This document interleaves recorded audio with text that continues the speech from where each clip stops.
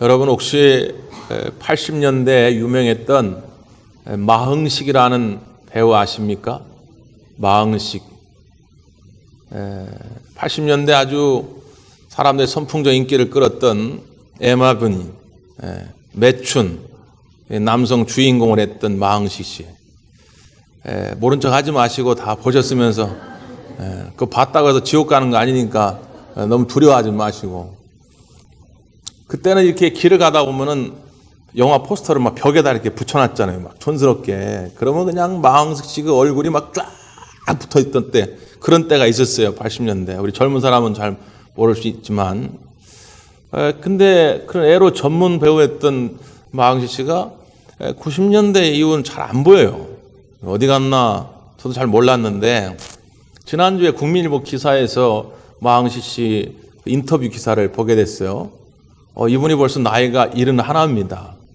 세광교의 원로 장로님이시더라고요. 원로 장로님임에도 불구하고 아직도 젊은이 못지않은 열정을 가지고 연극을 통해서 복음을 전하는 일을 하고 계시더라고요.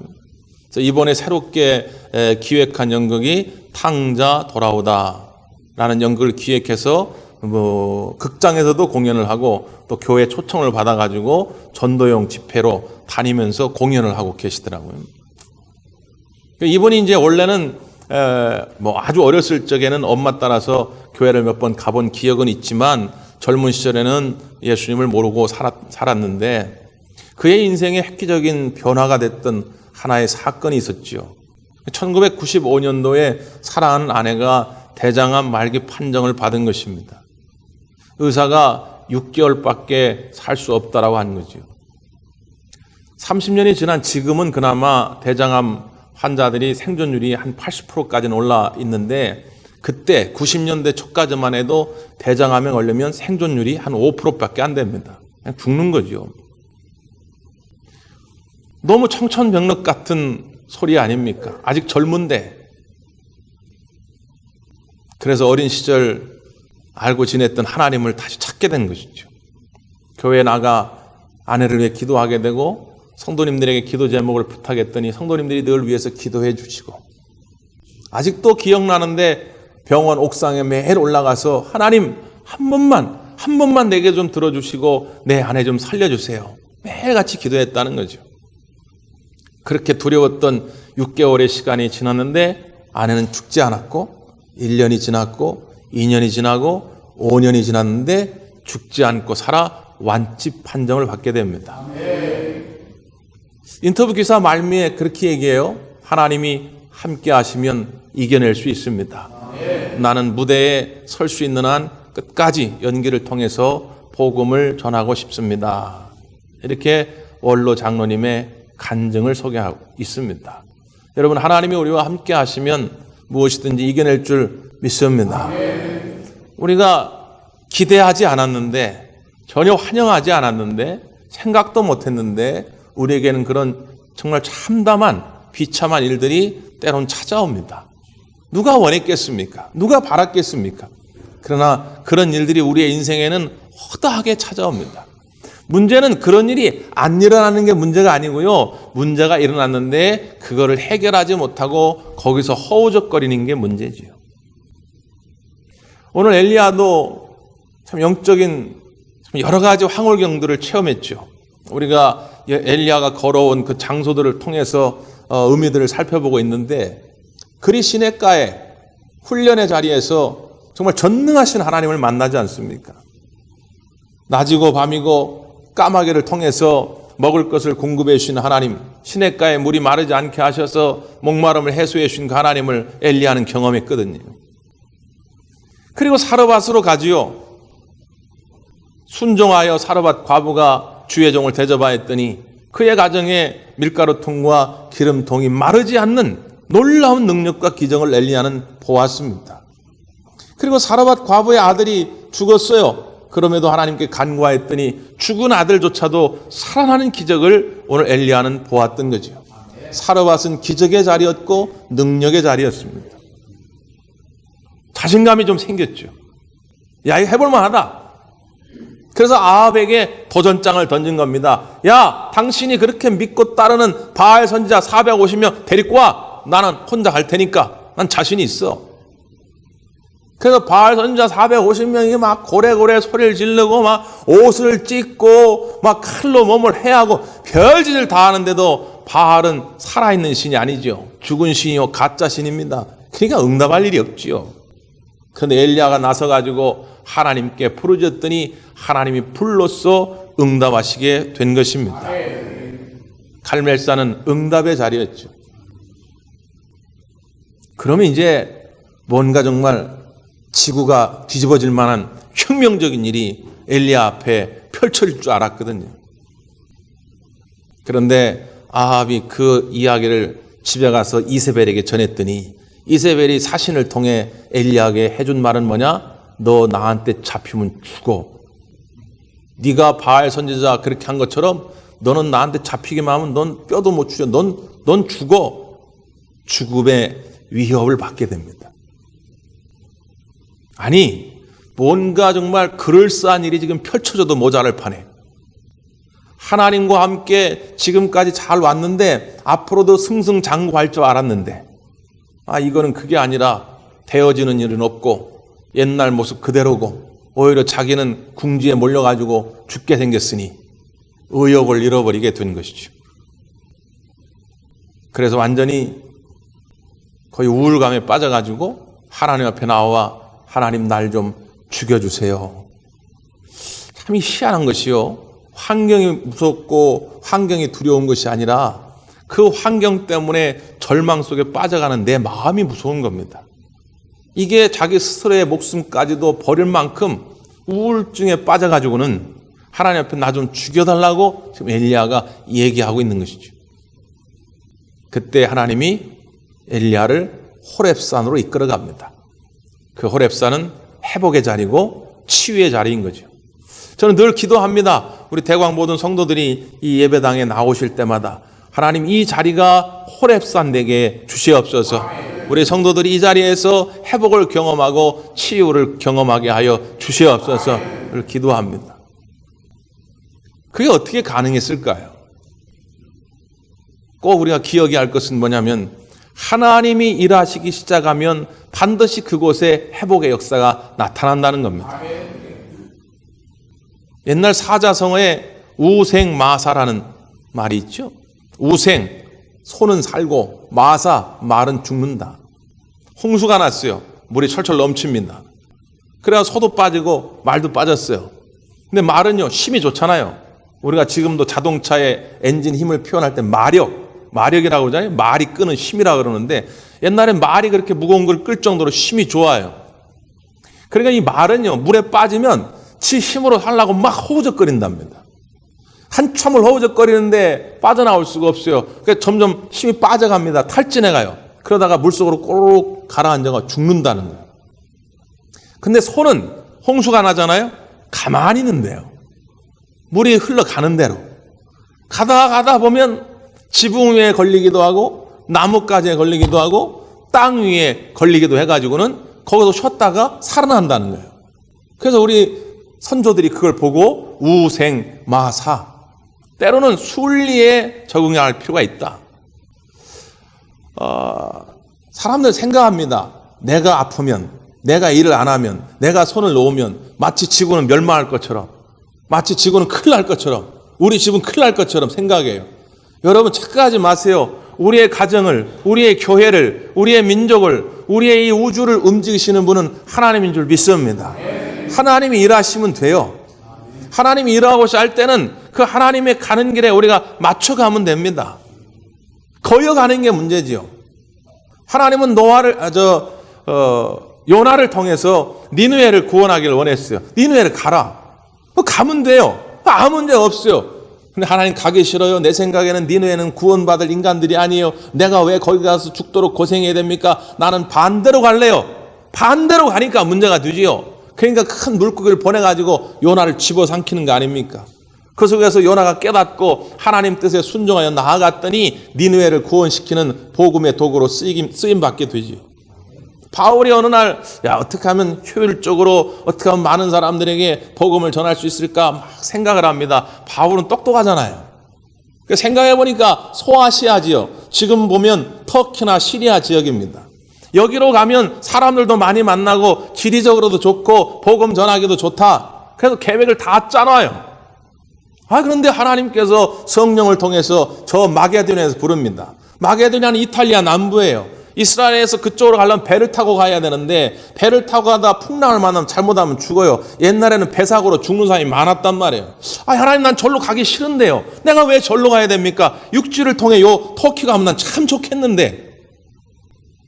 그런데 바울은 순종의 사람, 하나님이 인도하시는 대로 그 마게도냐로 향해 간 것이지요. 그 마게도냐의 첫 번째 성이 빌립보 아닙니까? 빌립보에서 복음을 전하다가 옥에 갇혀가지고 흠씬 두들겨 맞고 말이죠. 죽을 뻔했어요. 인간적으로 생각하면 거봐요 하나님, 내가 소아시아로 간다는데 왜 나를 일로 끌고 와셔가지고 나를 죽도록 고생하게 만듭니까? 그런 마음 들지 않겠어요? 그런데 그 하나님의 인도하심 때문에 유럽이 복음화됐고, 그 유럽 복음화되는 바람에 미국이 복음화됐고, 미국이 복음화된 다음에 우리나라가 복음화된 거죠. 그 하나님의 인도하심에 다 뜻이 있는 거예요. 여러분, 지금 내가 가는 길이 잘 이상하게 안 되고 너무 고통스럽고 답답하고, 여러분 그 길이 또 하나님이 인도하신 길이라면 그 하나님이 예비하신 길에 우리가 순종할 수 있기를 바랍니다. 사탄이 우리에게 넌 끝이야, 넌 할 수 없어 속삭이거든. 기다려라. 하나님이 아직 시작도 안 하셨다. 하나님이 행하시면 넌 끝장이야. 하나님이 행하시면 모든 것이 회복될 수 있어. 여러분, 선언할 수 있기를 바랍니다. 하나님이 엘리야를 지금 그렇게 만지시는 거거든요. 하나님, 나는 이제 끝났어요. 나 이제 하고 싶지 않아요. 난 주님의 일도 이제 하고 싶지 않아요. 난 죽여주세요. 난 죽여주세요. 근데 하나님이 그 엘리야에게 찾아옵니다. 첫 번째로 취한 조치가 5절 6절이죠. 한번 보실까요? 5절 6절 시작.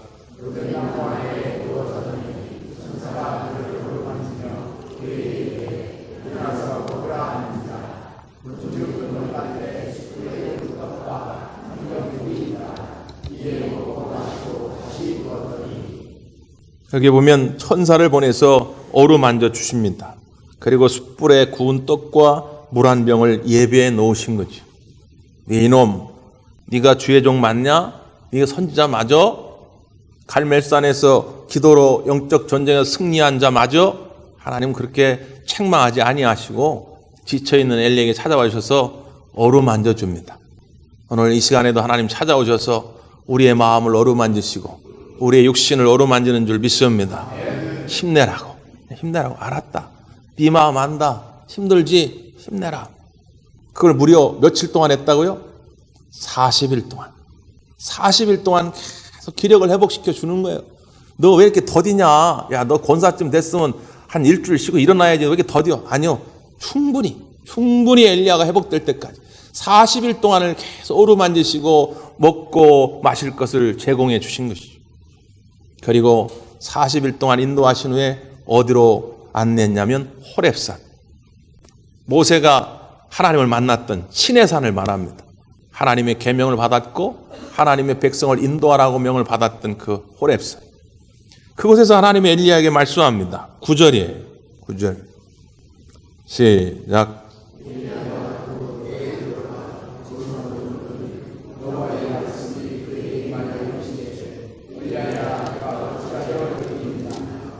엘리야야, 내가 어찌하여 여기 있느냐? 아니, 하나님이 지금 호렙산으로 인도해가지고 40일 걸려가지고 지금 호렙산에 와 있는데 하나님 여기가 어딘지 몰라가지고 묻는 거예요? 여러분, 우리가 하나님이 몰라서 물으셨을까요? 지금 하나님은 이 지명 호렙산을 묻고자 하는 것이 아니라 엘리야야, 왜 네가 지금 낙심의 자리에 있느냐? 왜 절망의 자리에 있느냐?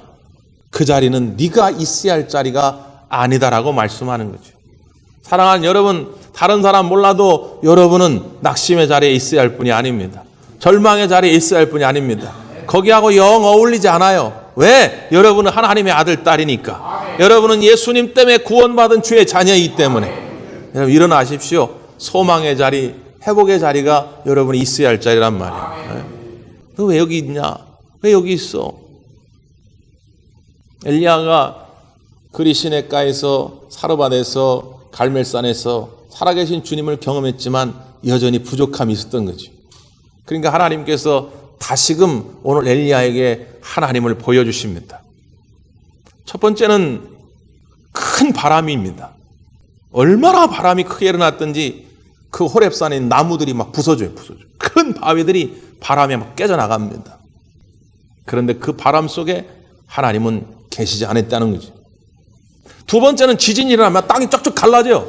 막 땅이 요동을 칩니다. 야, 이 지진 가운데 하나님 임하시는가? 아무리 둘러봐도 엘리야의 눈에 하나님은 보이지 않습니다.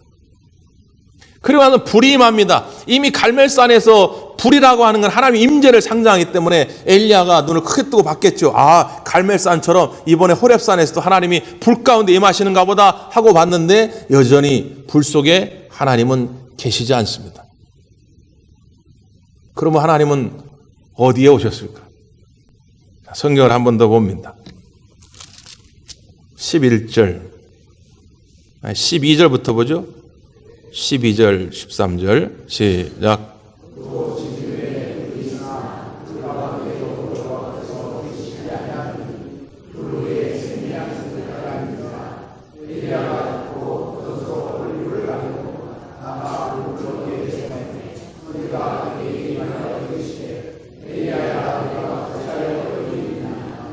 아멘.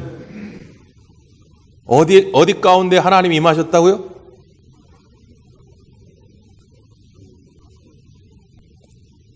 모르시겠어요? 바람 가운데 임하셨다고요? 아니라고요. 지진 가운데 임하셨다고요? 아니라고요. 불 가운데 임하셨다고요? 아니라고요. 어디 가운데 임하셨다고요? 세미한 소리. 세미한 소리 가운데 임하신 하나님을 왜 엘리야에게 보여주셨겠어요? 엘리야는 지금 갈멜산 영적 전투 이후에 혼자 생각했을 겁니다. 하나님이 그냥 하늘에서 바람을 크게 일으켜가지고 아합과 이세벨이 사는 궁궐을 그냥 폭삭 주저앉아가지고 그 무너진 건물 더미에 그냥 아합과 이세벨이 머리통 깨져가지고 죽길 바랬을 거예요. 아니면 지진이 쫙쫙 나가지고 그 하나님의 종들을 잡아다가 감옥에 가두고 모진 고문을 하고 죽였던 이 못된 인간들 땅이 다 집어삼켜가지고 싹쓸이하기를 엘리야는 바랬을지 모릅니다. 아니면 불이 임해가지고 불이 그냥 아합과 이세벨의 궁궐을 태워가지고 다 불타 죽이는 꿈을 그렸는지도 몰라요. 근데 하나님은요, 야, 그런 것 때문에 너 지금 절망하고 있는 거 아니야. 너 그게 문제가 아니야. 지금 문제는 뭐냐? 세미한 소리. 이 하나님의 음성을 네가 듣지 못하기 때문이다. 네가 다시 회복되기를 원한다면, 다시 일어나기를 원한다면 이 세미한 소리를 들어야 한다. 세상의 소리에 기울이지 말고, 아합과 이세벨이 겁주는 그 소리에 기울이지 말고 이 세미한 하나님의 음성을 들을 때 너는 살아날 수 있다. 회복될 수 있다 그 말이에요. 우리가 문제를 경험하는 이유가 다 그런 거 아닙니까? 어떤 젊은이가 사막에서 경비행기를 타고 가다가 엔진 고장으로 추락했어요. 그 아버지가 참 부자인데 아들이 사막에서 추락했다는 얘기를 듣고 많은 운전사들을 고용해가지고는 사막 일대를 다 뒤집니다. 며칠 동안은 사막 일대를 다 뒤져가지고 결국 추락한 비행기를 찾아냈어요. 근데 비행기는 두동강이 났는데 가보니까 아들 시신이 없는 거예요. 시신이. 반은 슬프고 반은 안심이 됩니다. 왜? 시신이 없다는 건 뭐예요? 죽지 않을 가능성도 있다. 네? 죽었으면 거기 시신이 있어야 되는데 시신이 없다는 건 죽지 않을 가능성이 있는데 문제는 뭐냐? 어디 있는지를 알 수가 없죠. 찾아내야 되는데. 어떻게 하면 좋을까? 어떻게 하면 좋을까? 걱정하다가 전단지 수백만 장을 찍어가지고는 비행기를 타고 그 사막 일대 전체 전단지를 뿌립니다. 그렇게 한참이 지나고 며칠 뒤에 그 아들을 찾아냈어요. 아들이 사막에서 물도 없이 먹을 식량도 없이 어떻게 생명을 건져냈는가? 그 아들이 이렇게 대답을 합니다. 내가 며칠이 지나고 더 이상 마실 물도 없고 먹을 음식도 없고 나 이제 죽어야 되겠다 생각하는데 하늘로부터 전단지 한 장이 떨어졌어. 그 전단지에는 이렇게 써 있었습니다. 내 아들아, 내가 너를 사랑한다. 반드시 내가 너를 찾아낼 것이다. 저는 그 전단지에 쓰여진 아버지의 이 글귀 한마디, 내가 이걸 붙잡고 내가 며칠을 버텨낼 수 있었습니다. 이게 대답하는 거예요. 여러분, 하나님은 수도 없이 여러분에게 말합니다. 사랑하는 내 아들아, 내 딸아, 내가 너와 함께 할 것이다. 내가 너를 구원해 줄 것이다. 내가 너를 도울 것이다. 이걸 기억하라는 거예요. 이걸 기억하고 있으면 그 로뎀나무 아래 절망의 자리에서 일어날 수 있다. 그런데 그 음성이 들려지지 않는 그 순간부터 우리는 한없는 절망으로 빠져가는 거 아닙니까? 그 하나님 앞에 이 억울함을 토로합니다. 엘리야가 이 속 깊은 곳에 하고 싶었던 얘기를 드디어 하나님 앞에 뱉어내요. 자, 14절 한번 보세요. 14절 시작.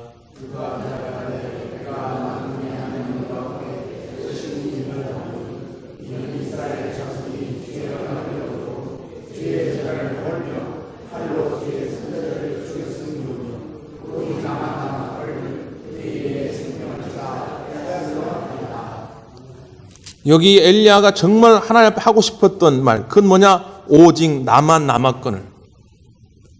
절대 고독에 빠져 있는 거죠.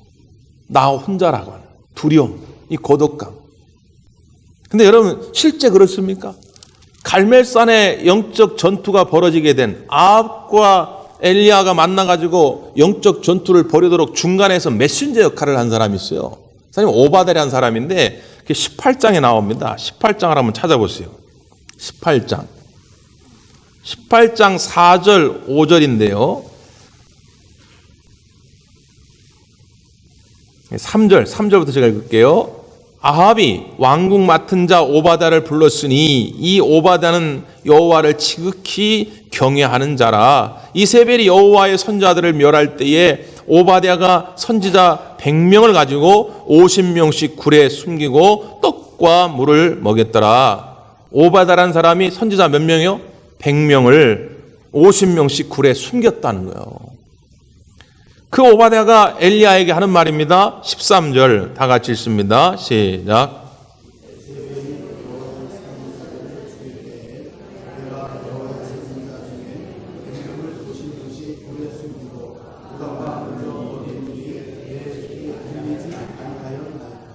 이미 엘리야가 이 오바댜가 100명을 굴 속에 숨기고 있다고 하는 걸 알고 있다는 거예요.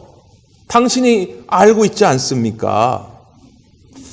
그러니까 이미 엘리야는 많은 수는 아니더라도 최소한 하나님이 주신 말씀을 붙들고 지금 끝까지 믿음의 순결을 지키고 사는 사람이 최소한 몇 명은 있다고요? 100명은 있다는 걸 알고 있다고. 100명. 근데 지금 하나님 앞에서 뭐라 하는 거예요? 나 혼자 남았나 있다. 자기 생각하고 싶다고 생각하는 거예요. 어? 집에서 가족들이 여보 힘내, 많이 힘들지, 많이 아프지, 속상하지, 힘내, 우리가 있잖아 우리 여보, 우리 애들도 있고. 그렇게 해도 자기 그냥 혼자라는 생각밖에 안 들어. 교회에 나와가지고 집사님 우리 기도하고 있어요, 권사님 힘내세요, 우리 기도하고 있어요, 권사님 잘 될 거예요. 아무리 얘기해도 안 들려. 자기 혼자 딱 절망의 감옥에 갇혀 있으면 나 혼자라는 생각밖에 안 들어. 지금 엘리야가 그 상태예요. 하나님 이걸 깨우고 싶은 거예요. 네? 자, 다시 19장 14절입니다. 19장 14절 하나님이 어떻게 말씀합니까? 18절 말씀 시작.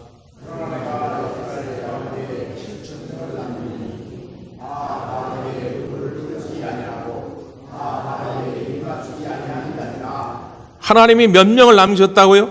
7,000명. 7은 완전 수지요. 히브리인들은 생각하기를 3은 하늘의 수요, 4는 땅의 수입니다. 하늘과 땅이 합하여지면 7, 완전의 수입니다. 10, 100, 1000만 이렇게 나가는 건 충만의 수입니다. 하나님이 하나님의 일을 진행할 남은 자들을 남겨놨는데 7,000명, 완전하고도 충만한 숫자다. 이 정도면 충분히 이스라엘 땅뿐만 아니라 인류의 구원의 역사를 이루어갈 사람을 하나님이 남겨놓으셨다는 거예요. 물론 이미 아합에 의해서, 이세벨에 의해서 수많은 하나님의 선자들이 죽임을 당했습니다. 그럼에도 엘리야야 끝이 아니야, 걱정하지 마, 내가 7,000명이나 남은 자를 예비해 놓고 있다. 이게 하나님의 계획이에요. 우리 눈에 안 보일 뿐이죠. 그리고 바로 19절로 넘어가면 엘리야에게 하나님이 누굴 붙여줍니까? 엘리사를 붙여줍니다. 일당 100, 일당 1000 하는 엘리사라는 든든한 종을 엘리야에게 붙여줘요. 여러분 눈을 뜨십시오. 여러분 주변에 엘리사와 같은 동역자가 7,000명과 같은 완전한 동역자들이 여러분 곁에 있는 줄 믿습니다. 이걸 보셔야 돼요. 혼자라고 생각하지 마세요. TV는 사랑을 싣고 라는 프로 있잖아요. 지난주에 보니까 안재모라는 탤런트 나왔던데, 안재모가 부산에서 아버지가 사업이 망해가지고 서울에 왔는데 비닐하우스 촌에서 살 정도로 가난했는데, 그때 교회에 나갔더니 자기를 많이 아껴주고 도와주었던 집사님 가정, 그 애들을 찾더라고. 애들. 그땐 몰랐어요. 그땐 몰랐는데 30년의 세월이 지나고 보니까 30년 전에 그 집사님 가정이 천사였던 거죠. 여러분 훗날에 우리가 천국은 사랑을 싣고, 그때는 몰랐는데 그때 30년 전, 50년 전, 60년 전 대관교회 그 집사님이 천사였네. 그 권사님이 천사였네. 그 장로님이 천사였네. 하나님이 나를 도우라고 특별히 붙여준 경호 천사였음을 나중에 여러분이 아실 거란 말이에요. 여러분 혼자 아닙니다. 우리 하나님과 함께, 우리 믿음의 동역자들과 함께 언제나 승리할 수 있기를 간절히 바랍니다. 기도하겠습니다.